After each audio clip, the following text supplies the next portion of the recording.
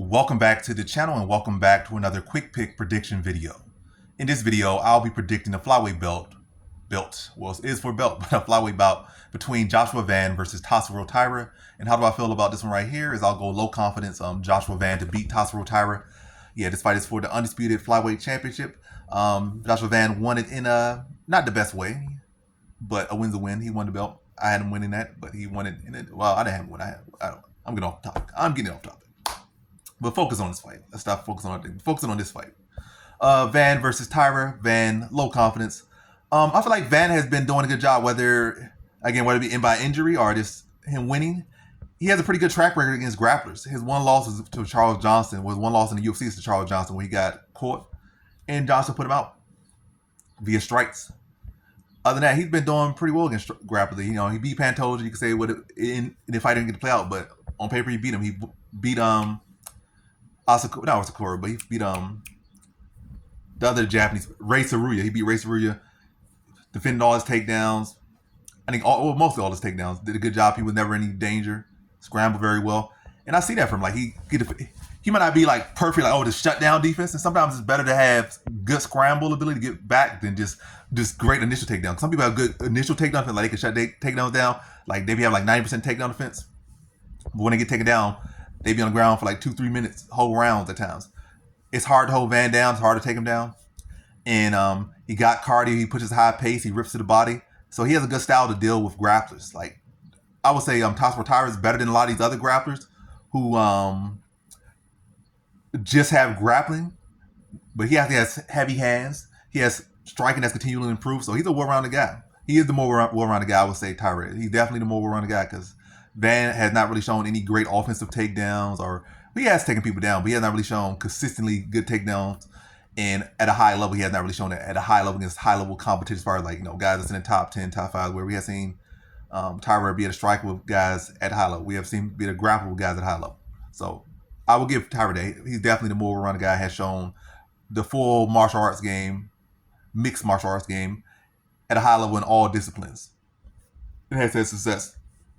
But again, I think Van's trend of beating high level grapplers, and you can say this or that with the Pantoja fight, which is true. But again, when somebody has a pattern, the pattern tends to persist. Like I said, would it be an inch by a mile or an injury? This guy is 3-0, 4-0 against solid grapplers or UFC level grapplers. The trend continues, and this is yet another UFC grappler he's going against. I think Van will do a good job of, again, defending the takedowns. I think he has the better conditioning. Grappling is the single most exhausting part of mixed martial arts. So when your grappling is not going the way you want it to go, and you're trying so hard to get it to grappling and so hard to make it work, that will easily fatigue you. And we saw that in the Brandon Royval fight. In a fight that probably still could have went his way for Taira. Taira lost to Royval. Van beat Royval.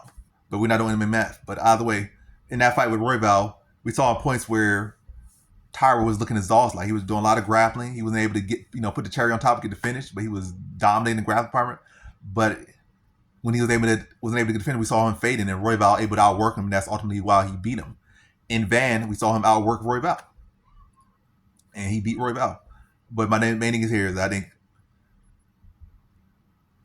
Van has shown solid takedown finish, solid scramble ability, amazing cardio, amazing volume, and I think he'll be able to address the grappling, defend the takedowns. If he gets taken down, be able to get back to his feet, continue to work, push the pace on Taira, rip him to the body, break him down, of course, fight, and don't really give him no space to breathe. Like already have a highly exhausting style, which is grappling, and you're a very busy grappler. He's not the guy that's going to Taira himself. He's not like, I'm just going to take you down and holding your back and.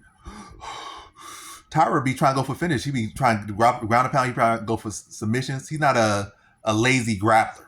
So his style is very exhausting. Grappling itself is already exhausting. Then you have a style where you're so dynamic and trying to get dynamic submissions and finishes. Like it's exhausting. But I think Van will be able to address the grappling, push the pace on him, rip him to the body. And once you're ripping to the body, you already have the underhook. So when Taira starts to go for those takedowns, he'll already have the underhooks dug. You do a good job of turning him and getting back to space and continue to box up Taira. But yeah, highly competitive scrap. both men pushing it, but I just think Van will outlast Taira, and especially dig into his body and attacking the legs and putting the volume on him, putting the pressure on him. That's going to increase the fatigue of Taira here. And I see Van putting Taira away in the 4th round in a back and forth exciting fight between two young, extremely talented pound beasts in both Taira and Van. But Van comes out on top, and I see a 4th round TKO for Joshua Van. So in this one, I got Joshua Van via 4th round TKO.